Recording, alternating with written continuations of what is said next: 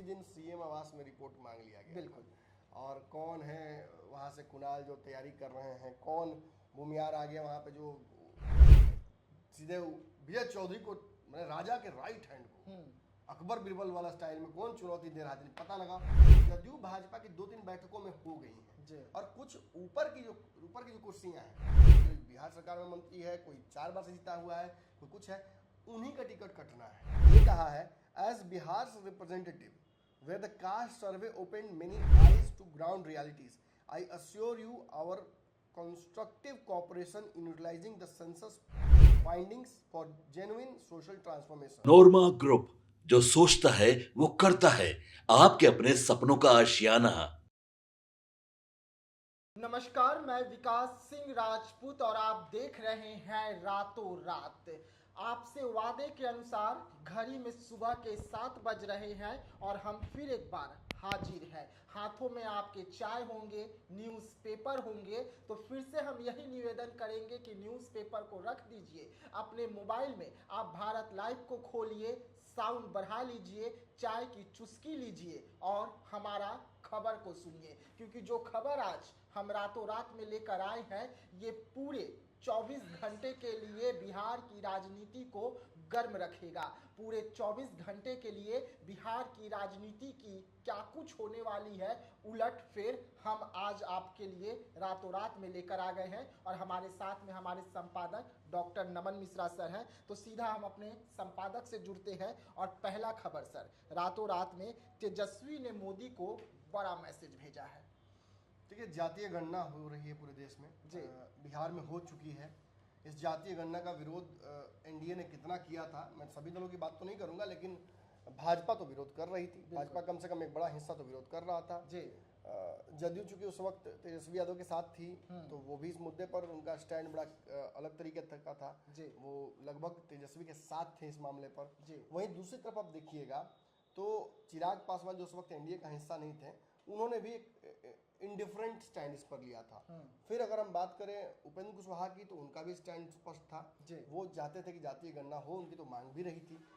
इसी तरीके से बाकी दलों का भी कमोबेश यही रहा था, लेकिन भाजपा इसमें अड़ंगा फंसा रही थी जी। बाद में फिर कांग्रेस ने पूरे देश भर में यात्रा की, राहुल गांधी की न्याय यात्रा हुई और उन्होंने कहा कि हम पूरे देश भर में जातीय गणना कराएंगे, हमें सरकार बनी तो नहीं बन पाई सरकार, लेकिन भाजपा ने उस बात को इम्प्लीमेंट कर दिया। अब कांग्रेस इसे अपनी जीत बता रही है, राजद इसे अपनी जीत बता रही है, उपेंद्र कुशवाहा अपनी जीत बता रहे हैं, तेजस्वी यादव अपनी जीत बता रहे हैं, चिराग पासवान अपनी जीत बता रहे हैं, नीतीश कुमार कह रहे हैं हम नहीं कराते तो मोदी नहीं कराते जी, मेरे वजह से करा रहे हैं जी। तो सबका अपना क्रेडिट लेने का तरीका है, लेकिन तेजस्वी यादव ने इसे दूसरे तरीके से क्रेडिट लेने की कोशिश की है। पहले तो उन्होंने पटाखे फोड़े, फिर उन्हें धीरे धीरे ये उन्हें समझ में आया कि केवल जातीय गणना करा लेने से जीत नहीं हो जाएगी जी। बिहार में जातीय गणना के बाद ईबीसी ओबीसी जातियों की सबसे बड़ी जनसंख्या बाहर निकली थी और इससे आरक्षण को बढ़ाने की आवश्यकता पड़ी थी जी। 75% तक आरक्षण को कर दिया गया, 65 और फिर अब ईडब्ल्यूएस कर दिया गया। क्या वो मिला अभी तक? बिल्कुल नहीं। तो आगे क्या देश भर में जातीय गणना होगी तो आरक्षण मिल ही जाएगा? केंद्र की सरकार का जातीय गणना कराना लालू और तेजस्वी और बाकी विपक्ष के नेताओं के लिए अच्छा हो सकता है जी जी, लेकिन उनकी मंशा इस जातीय गणना के बाद क्या है इन आंकड़ों की को लेकर ये कौन समझ पाएगा? ये लालू तो समझ पाएंगे, ये तेजस्वी समझ, ये तो मोदी ही समझ रहे हैं। बिल्कुल। क्या मुसलमानों की उपजातियों को जोड़कर अलग कर दिया जाएगा और मुसलमानों को जो बिहार में 17% कहा जा रहा है उसको 4% पसमंदा, 5% पिछड़ा, 5% अगड़ा, ऐसे करके डिवाइड कर दिया जाएगा, तो वो वोट बैंक फिर जैसे हिंदू वोट डिवाइड करके आप कहते हैं यादव कहीं जाए वाला है, वैसे ही भाजपा कहेगा पसमंदा कहीं जाए वाला है, तब क्या करिएगा? तब क्या कीजिएगा? वो कहेंगे कि भाजपा वाले की वक्फ बोर्ड में हम लोग सब रंगरेज को डालेंगे इस बार, उलेमा बनाएंगे, तब क्या कीजिएगा? बिल्कुल, तब क्या कीजिएगा? तो निश्चित ही मनसा जो है ना, उसको लेकर जब हमने खबर चलाई तो आंख खुला नेता प्रतिपक्ष जी का और उनके तथाकथित सलाहकार का। उससे पहले नहीं पता था, उससे पहले पटाखा फोड़ रहे थे। मोदी जी तो बड़का गेम कर दिए। हाँ, और अब पत्र लिखकर दरअसल तेजस्वी यादव ने 2 बातें की हैं। एक तो वो एहसास करा रहे हैं, नहीं होता कि मतलब आदमी बगल में आपके शादी है, सब कुछ व्यवस्था हो चुका है, लास्ट में पहुंच के नहीं बोलते हैं कोई कमी होगी तो बताइएगा दोस्त, हम यहीं पे हैं, हम साथ में हैं। हम बोले भाई 2 रोटी कम बस खाई है। हाँ। पिछला बार लगा 400-500 रोटी मत खींच दिया है, इन्होंने रसगुल्ला मत टपा में लगी है, ये नहीं बोलिएगा। ऐसे ही तेजस्वी यादव कह रहे हैं मोदी जी को, हम आपके साथ हैं, जाति गणना कराइए, ईमानदारी से करवाइएगा, अच्छे से करवाइएगा। मोदी जी ये सोच रहे होंगे उस वक्त कि ये मेरे पार्टी का फैसला है, हम सत्ता में हैं, हम केंद्र में हैं, हमारे पास ताकत है। जदयू ने बिहार में कराया, आप उसमें उप मुख्यमंत्री थे, तो हमको अपने हिस्से से कराने दीजिए ना। लेकिन पत्र में जो उन्होंने बेसिक फलसफा, लंबा पत्र है तो बेसिक फलसफा मैं बता दूं आपको, उन्होंने ये कहा है, as Bihar representative where the caste survey opened many eyes to ground realities, I assure you our constructive cooperation in utilizing the census findings for genuine social transformation. The millions who have struggled for this census await not just data but dignity, not just enumeration but empowerment. मतलब केवल संख्या हम नहीं देखना चाहते हैं, जिन लोगों ने इस दिन का इंतजार किया जातीय गणना का होने का, उनकी आंखें थक चुकी हैं और उन्हें अगर किसी तरीके का फायदा इस जातीय गणना से होना चाहिए तो उसके साथ हम खड़े हैं। हम चाहेंगे कि आपका सपोर्ट भी इस मामले में करें और हम चाहेंगे कि आप ट्रांसपेरेंटली सर्वे को कराएं और हम आपको जितना हो सके सृजनात्मक सहयोग करेंगे इस सेंसस में, लेकिन आपको भी खुले दिल से इसके करना होगा, जैसे कि हमने बिहार में किया है। देखिए बिहार वाला तो पहले से कंट्रोवर्शियल है और पिछली बार केंद्र ने कराया था वो भी कंट्रोवर्शियल हो गया, उसके आंकड़े जारी नहीं हो पाए आज तक नहीं हुआ। हाँ, लेकिन भाजपा करा रही है तो उम्मीद है कि भाजपा जिस चीज में हाथ डाल रही है आजकल वो कर ही के मान रही है। तो देखते हैं क्या करती है, लेकिन ये जरूर है कि ये मोदी जी को सपोर्ट नहीं दे रहे हैं तेजस्वी, दरअसल ये एहसास करने की कोशिश कर रहे हैं कि इस बड़े आयोजन में हम भी एक छोटा हिस्सेदार हैं, हम नहीं मांगते तो मिलता ही नहीं। जी सामने चुनाव है बिहार में, तमाम पार्टियां अपनी अपनी तैयारी तो कर ही रही है, लेकिन सीटों पर जो पेच फंसे हुए हैं उसको लेकर गहरी चिंतन मंथन सभी पार्टियों में चल रही है। इसी दौरान खबर निकलकर सामने आ रही कि एनडीए में अब दिग्गज नेताओं की सीटों पर खतरा मंडराने लगा है, सीट कटौती की ओर अब आगे कदम उठाया जा रहा है। जनरली सीट बंटवारे में होता क्या है कि पहले जिन सीटों पर विवाद नहीं होता है उनको क्लियर कर दिया जाता है। इससे क्या होता है कि आगे कहीं एक जगह पेज फंस जाता है, ये सीट तो हम भी मांग रहे हैं, ये सीट तो वो भी मांग रहे हैं, तो कैसे होगा। तो इस बार ना भाजपा फ्रंट फुट पर खेलना चाह रही है। भाजपा कह रही है कि जो पहले विवादित सीटें हैं ना उन्हीं को हैंडल कर लेते हैं। अब जैसे दिग्गज नेताओं का, दिग्गज मंत्री का, कोई बिहार सरकार में मंत्री है, कोई 4 बार से जीता हुआ है, कोई कुछ है, उन्हीं का टिकट कटना है, इंटरचेंज भी होना है। जदयू भाजपा एक साथ चुनाव लड़ी थी, लेकिन इस बार जदयू कई सीटों पर पीछे हटना चाहती है और कई भाजपा की सीटों पर वो दावा करना चाहती है। जदयू की कई सीटों पर, लगभग सभी सीटों पर लोजपा चुनाव लड़ी थी, तो लोजपा तो उन्हीं सीटों को मांगेगी। उपेंद्र कुशवाहा भी जदयू को ही ज्यादा टारगेट किए थे, तो वो भी उन्हीं सीटों पर इंटरेस्ट रखेंगे। तो इंटरचेंजिंग ऑफ सीट्स बाकी सबके साथ तो नहीं, लेकिन जदयू भाजपा की 2-3 बैठकों में हो गई हैं। और कुछ ऊपर की जो कुर्सियां हैं, जैसे छातापुर, आपको याद है ना, छातापुर में नीरज बबलू अब चुनाव लड़ना नहीं चाहते, वो सहरसा की तरफ मूव ऑन कर चुके हैं और सहरसा में बकायदा यात्राएं, कार्यक्रम करके सारे कार्यक्रम शिफ्ट हो गए, सब शिफ्ट कर दिया उन्होंने, बोरिया बिस्तर लेकर चले गए हैं। तो अब भाजपा को वो सीट लेनी होगी ना, बिल्कुल, तो इसका इंटरचेंज होगा, छातापुर किसी और को भेजा जाएगा। वो विजेंद्र यादव का क्षेत्र है, वहां पे हो सकता है कि किसी को भेजा जाए जदयू की तरफ से, जदयू को रणनीति बनाए। और वैसे भी यहाँ से जिस तरह जब से संजीव मिश्रा ने ताई ठोका है, हॉस्पिटल स्कूल खोलने के बाद, अब सुन रहे हैं मल्टी स्पेशलिटी हॉस्पिटल के बाद अब मल्टी फैसिलिटी होटल खोलने जा रहे हैं, तो अब समझ लीजिए छातापुर का विकास विधायक नहीं बल्कि एक छातापुर का आम आदमी कर रहा है। और वो भी मुकेश सहनी की पार्टी से जुड़ गए, तो मुझे लगता है कि टिकट उनको भी लगभग मिल ही रहा है। और वैसे ही नीतीश कुमार के मंत्री जो हैं विजय चौधरी, उनके क्षेत्र में भी ऐसा ही देखने को मिल रहा है। अब देखिए सराय रंजन में वही हाल है, सराय रंजन में भी महागठबंधन बड़ा दाव खेलने की तैयारी कर रहा है।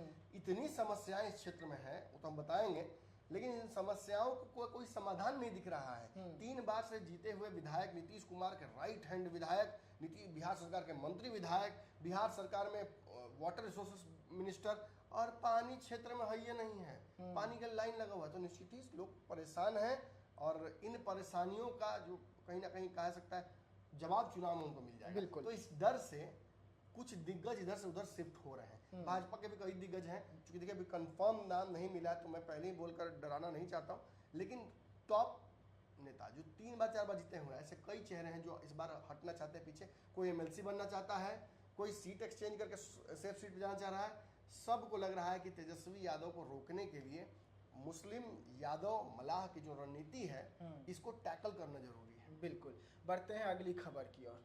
ये बिहार न है जी, यहाँ सब कुछ तो हम ही ना करवाए हैं, और कोई करवाए वो किया है का। बिहार में पुल घोटाले के बाद में नदी घोटाला हो गया है। एक विधानसभा क्षेत्र में इतना सारा घोटाला कैसे हो सकता बिल्कुल। है, और वो भी सरकार के नाक के नीचे। बिल्कुल। ये सराय रंजन जो क्षेत्र है, इस क्षेत्र का सीएम के कार्यालय से कनेक्शन है जी, सीएम ऑफिस से डायरेक्ट जी। असराय रंजन के लोग कहते हैं कि हमारे लिए तो सीएम वही है। हाँ, तो 3 बार वोट देके तो सीएम बना ही दिए उनको। नीतीश कुमार के गैर हाजिरी में वही सीएम अपने आप को मानते हैं, जदयू करता धरता बिहार में मानते हैं।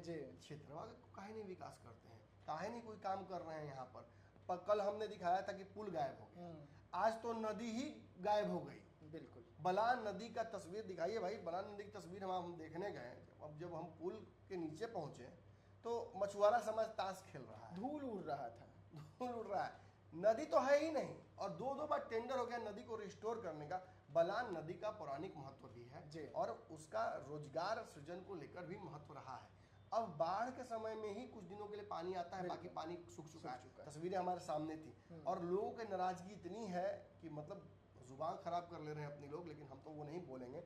लेकिन विधायक जो यहाँ के हैं वो अगर वाटर रिसोर्स मिनिस्टर हैं, शर्म आना चाहिए। मैं सही वही कहूँगा। लेकिन 3 बार आप जीते हैं यहाँ से। नदियों पर उनका नजर नहीं है, यहाँ के समस्याओं पर नजर नहीं है। लेकिन कोई अगर अद्दा सा रिपोर्टर अपनी टीम के साथ वहाँ खबर करने चले जाए, उस पर नजर पड़ जाता है। अद्दा सा रिपोर्टर आप कह रहे हैं जी, आपका माइक खबर देख के वही हम करें। हम तो अद्दा सा रिपोर्टर है, पर हमारे हाथ में जो माइक की ताकत है, जिस माइक के साथ हम जाते हैं, वो महत्वपूर्ण हो जाता है। जिस दिन आप इस क्षेत्र में गए थे पहली बार सराय रंजन में, उसी दिन सीएम आवास में रिपोर्ट मांग लिया गया। बिल्कुल। और कौन है वहाँ से कुणाल जो तैयारी कर रहे हैं, कौन भूमियार आ गया वहाँ पे जो सीधे विजय चौधरी को, मैंने राजा के राइट हैंड को अकबर बिरबल वाला स्टाइल में कौन चुनौती दे रहा था। पता लगाया गया तो अंदर तो दिखा कि जमीन ही खिसकी पड़ी हुई है। एक ही समीकरण था कि भूमिहारों को वोट को एकजुट करके विजय चौधरी जीतते रहे जी। अब संभव नहीं है। मैंने कहा ना, काठ की हांडी 1 बार चढ़ गई, 2 बार चढ़ गई, 3 बार चढ़ गई। एक कहावत है, fool me once shame on you, fool me twice shame on me. और 3 बार यहाँ के लोग बेवकूफ बन चुके हैं। मुझे नहीं लगता कि चौथी बार बनने जा रहे हैं। अब तो लोग गुस्सा जबरदस्त। अब तो लोग कह रहे हैं कि जमीन बेच देंगे। अब तो भूमिहार वर्सेस पैसा जो रखे हैं से बेच पूरा खर्च कर देंगे, लेकिन उनको हरा के रहेंगे। देखिए, गुस्सा अगर चुनाव तक रख लेते हैं लोग जी, तो ऐसा ना हो कि मोदी के नाम पर फिर वोट कर दे तो बात अलग है। लेकिन अगर ये गुस्सा चुनाव तक रख देते हैं तो मुझे लगता है कि विजय चौधरी इतने स्मार्ट हैं पॉलिटिकली कि वो क्षेत्र छोड़ देंगे। बिल्कुल, वो भी अपना जगह खोज लेंगे जी। मतलब वो भी शिफ्ट हो जाएंगे यहाँ से। हाँ भाई, नदी गायब कर दिए, हम क्या करें। ऐसे भी अब कांड करने के बाद गायब होना, अंडरग्राउंड होना जरूरी है। बिल्कुल। चलिए तो बढ़ते हैं अगली खबर की ओर। मोदी के हनुमान माने जाते हैं चिराग पासवान, प्रशांत किशोर की ओर चल पड़े हैं। अब उनको मोदी से मन भर गया है। नहीं, मन तो नहीं भरा है, लेकिन जो ambitions long term Chirag Paswan की हैं, that can never be fulfilled with BJP. अगर बीजेपी के साथ फुलफिल होंगी ये एम्बिशंस, तो बीजेपी को अपने महत्वाकांक्षा, अपने छोटे भाई की शादी बड़े भाई से पहले करानी है। बिल्कुल। हिंदू हाउसहोल्ड में थोड़ा डिफिकल्ट है जी। अभी भाजपा अपना मुख्यमंत्री दी नहीं, नीतीश कुमार हटे नहीं, और चिराग पासवान कह रहे मेरी ही शादी पहले करा दो। ऐसा नहीं हो सकता है, बहुत मुश्किल है। कुर्सी पर पहले मुझे बैठा दो, ये संभव नहीं है जी। और कल तो हमने सुना ना, मनोज तिवारी ने तो एयरपोर्ट पे कहा कि चिराग पासवान को भी हम लोग आने वाले समय में देखेंगे, उनकी बात को भी हम लोग सुनेंगे। अभी नहीं सुनेंगे, ये भी नहीं कहा कि नहीं सुनेंगे, कहा सुनेंगे लेकिन समय के साथ। तो हो सकता है नीतीश कुमार को उतारने के बाद इस कुर्सी से सहजता से भाजपा अपने मुख्यमंत्री को देने की कोशिश करे। चुनाव ठीक जाता है, सब कुछ ठीक जाता है तो भाजपा अपना मुख्यमंत्री ही देगी। लेकिन अगर कुछ गड़बड़ाता है चुनाव में, इस चुनाव में अगर एनडीए हार जाती है तो नीतीश कुमार के लिए वो आखिरी चुनाव हो जाएगा। और फिर बीजेपी ये समझ जाएगी कि यादव से लड़ाने के लिए हमको दलित चेहरा चाहिए। एक दलित चेहरा ही तेजस्वी यादव पर भारी पड़ सकता है, और वो बिहार में अनफॉर्चुनेटली दूसरा कोई नजर नहीं आ रहा है। Fortunately for LJP Chirag Paswan है, और इसे कैसे लोजपा यूज करेगी ये तो चुनाव में हम देखेंगे। लेकिन दबाव के लिए लोजपा राजद का तब गठबंधन की बात नहीं कर सकती। चिराग पासवान तेजस्वी यादव नहीं जा सकते हैं, अब संभव नहीं है। बिल्कुल, वो संभावनाएं और राजनीति कुछ भी होती हैं, कुछ भी हो सकता है, ये सब वो नहीं मैं बोलूंगा, मैं क्लियर कह रहा हूँ नहीं जाएंगे। जी। तो ऐसे में कहाँ जा सकते हैं? एक ही विकल्प बचता है, जनसुराज। जिस तरह से प्रशांत किशोर की रैली फ्लॉप हुई है, प्रशांत किशोर को ये समझ में आ गया कि वो तो कभी चेहरा जीवन बन नहीं पाएंगे, वो पैरासाइट ही रहेंगे, तो उनको एक होस्ट चाहिए। तो होस्ट कौन हो सकता है? पहले नीतीश थे, फिर केजरीवाल हुए, मोदी जी थे, अब ममता बनर्जी हुई, अब बना ले चिराग पासवान को, चिराग के पीछे घूमे, चिराग को नेता मान लेंगे, प्रशांत किशोर का दिन दुनिया ठीक हो जाएगा। और नहीं तो अब तो मैं आपको क्या बताऊं, पर्दे में रहूं, पर्दा ना छुपाऊं, 8-10 लोग तो मेरे संपर्क में, अगर मेरी पार्टी होती तो हम प्रशांत किशोर से ज्यादा बड़े नेता हो जाते हैं। जी, मतलब वही हुआ कि अब प्रशांत किशोर को लगा कि हमर नैया डूब रहा है, तो एगो खेवैया पकड़ लो चिराग पासवान के नाम से। अभी भी पकड़ दो, ईगो बहुत बड़ा है प्रशांत किशोर का ना। अरे भाई, पटना से ज्यादा रैली तो देख रहे हैं, ईगो में जमुई लखीसराय में इकट्ठा कर रहे हैं। फ्लॉप हो रहा, और वो भी फ्लॉप हो रहा है। पटना की नहीं, मैं ये नहीं कहूंगा, पटना की रैली फ्लॉप पूरी महाफ्लॉप, लेकिन क्षेत्र की रैली अब पटना से ज्यादा भीड़ जुटा रहे हैं। मतलब ये जानते कैसे कहा जाए, अब पछतात हो तो क्या जब चिड़िया चुग गई खेत। जब पटने में धोती खुल गया, भरी सभा में धोती खुल गया, तो अंदर रूम में कमरा में आके डबल गांठ मारने से नहीं होगा, वो खुलना तो खुल गया। आप पूरे बिहार के समक्ष नंगे हो गए हैं पॉलिटिकली। अब 10 गीठा मार के आप पछुआ खींचला से ना हुई। अब आप जीवन भर बिहार की राजनीति में वही कहाएंगे, वही फ्लॉप राजपत्र थी, फ्लॉप रैली वाला प्रशांत किशोर ना। अरे मां, किसकी बात करते हैं, अभी दिन खराब कर दिया। बिल्कुल। अगली खबर की ओर। अवैसी जो है अब वो लालू से पंगा लेने जा रहे हैं, बदला लेने के सोच लिए हैं, ठान लिए हैं। हाँ भाई, बदला तो लेना पड़ेगा ना, पाकिस्तान से बेचारे ले नहीं पा रहे हैं। ओवैसी जितना अग्रेसिव बोल रहे हैं, अगर ओवैसी इस वक्त देश के प्रधानमंत्री होते तो हमको तो पाकिस्तान को जाड़ा कबर जाता। युद्ध तो शुरू हो गया है, दवाई तो बहुत बढ़िया ओवैसी दे रहे हैं, लेकिन ओवैसी को भी समझना चाहिए कि जब मोदी जी युद्ध छोड़कर बिहार के चुनाव में फोकस कर रहे हैं, तो वो भी भावना में बह मत जाए, पाकिस्तान से लड़ने चल जाए लाठी उठा के अपने। पहले बिहार वाला फैसला करे ना, यहाँ भी एक बड़ी लड़ाई है। तेजस्वी यादव 4 को विधायक तोड़ा कैसे इनका? ओवैसी भाई आपके रहते हुए इतना अच्छा आपका रणनीति था, 5 विधायक आप जिताए, और कैसे तेजस्वी यादव तोड़ लिए? वो 4 को आज और कल 2 दिन, परसों कल और आज 2 दिन ओवैसी बिहार में घूम रहे हैं, किशनगंज पूर्णिया इन इलाकों में घूम रहे हैं, और वो बार बार बयान दे रहे हैं कि जो हमारा विधायक चुराया है उसको तो हम बताएंगे, चोर पर हम मोर बन जाएंगे, हम उनको उनसे भारी पड़ेंगे। और तेजस्वी यादव ने पिछले चुनाव में, ओवैसी ने बहुत झटका दिया था तेजस्वी को, गठबंधन में नहीं रखा तेजस्वी ने, तो उन्होंने 6 विधायक जिता लिए, अच्छा 5 जीते थे, 5 जिता लिए, 4 और 5 जिता लिए, और एक उनका प्रदेश अध्यक्ष छोड़ दिया जाए तो बाकी चारों लोग को राजनीति छोड़ दिया बाद में। हालांकि उनको भी क्या मिला, ओवैसी के साथ रहते तो कम से कम ये तो कहा जाता कि समाज एकजुट है, लेकिन टूट गए। तो स्थिति यही है कि आज वहाँ भी बटुए उठा रहे हैं या किसी का बैग उठा रहे हैं। लेकिन ओवैसी एक बड़ा फैक्टर बिहार के सीमांचल के इलाकों में रहेंगे, इस फैक्टर को डिस्क्लूड नहीं किया जा सकता है। ये राहुल गांधी, तेजस्वी यादव, भाजपा, जदयू सब पर भारी क्षेत्र में रहेंगे, इसीलिए फिर से इन्होंने चुनावी बिगुल फूंक दिया है। और मुझे लगता है कि इस बार भी उम्मीद थी ओवैसी को, उनके नेताओं का बयान आया था कि वो बिहार में इंक्लूड किए जाएंगे जो नया महागठबंधन बना फिर से, लेकिन यहाँ फिर से उनको इंक्लूड नहीं किया गया, तो नाराजगी उनकी साफ देखी जा रही है। मुझे लगता है कि तेजस्वी से फिर बदलाने की तैयारी में हुआ है। चलिए, रातों रात देख रहे थे आप, खबरों के मुताबिक बिहार की राजनीति 24 घंटे के अंदर जो है बदलेगी, और किस तरीके से बदलेगी, क्या कुछ बिहार की राजनीति में नए देखने को मिलेंगे, क्या कुछ समीकरण होंगे तमाम पार्टियों की, उन तमाम खबरों को हम आप तक लेकर आ रहे थे। और वादे के अनुसार इसी समय पर कल फिर हम एक बार आपके सामने हाजिर होंगे रातों रात बुलेटिन लेकर, तो बने रहिएगा हमारे साथ। धन्यवाद। आपके सपनों को हमने सजाया है, ई होम्स पैनोरमा को हमने बनाया है। ई होम्स मेरा एक सपना था जिसपे मैं पिछले 4 साल से काम कर रहा था। हमने जो बनाया है वो सबने है माना। ई होम्स पैनोरमा में हो आपका भी आशियाना। और फाइनली हमने 2021 में इस प्रोजेक्ट को लॉन्च किया। बहुत लोग अप्रिशिएट कर रहे हैं कि पूर्णिया जैसे शहर में, बिहार के, एक तो बिहार की बात करें उसमें भी पूर्णिया जैसे छोटे जगह में इस तरह का लाइफस्टाइल देना, ये सुन के हम लोगों को बहुत अच्छा लगता है।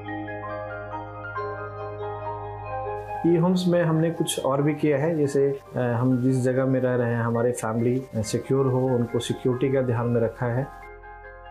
आपकी सुविधा और सुरक्षा आपके लिए खास है, ये आपका विश्वास है। इसमें आर्टिफिशियल इंटेलिजेंस का 7 लेयर सिक्योरिटी का हमने इस्तेमाल किया है। लस ग्रीन कैंपस को बनाया है, यदि हमारा बाउंड्री वाल है तो वो वर्टिकल गार्डन है। ये जितनी भी फैसिलिटी होता है एक इंटरनेशनल टाउनशिप में ई होम्स है, ये हम लोग विश्वास नहीं कर पा रहे हैं। जो भी हमारे मित्र दोस्त या जो भी हमारे बाहर के बाहर आते हैं तो हम लोगों को बहुत अच्छा सुनने को मिलता है और बहुत अच्छा क्रेडिट मिल रहा है। वो सारा हमने सिर्फ एक बिल्डिंग नहीं बनाया, हमें एक बहुत अच्छा लाइफस्टाइल दिया ई होम्स में, और मेरा एक सपना था जिसको मैं आज फुलफिल होते हुए देख पा रहा हूँ। ये आपका आवास है। ई होम्स पैनोरामा में अब आपका निवास है। E Homes Panorama, luxurious lifestyle redefined. Panorama group, जो सोचता है वो करता है।